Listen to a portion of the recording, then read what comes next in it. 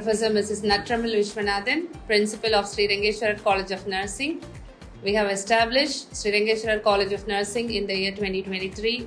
We have admitted students in different parts of Tamil Nadu and Kerala.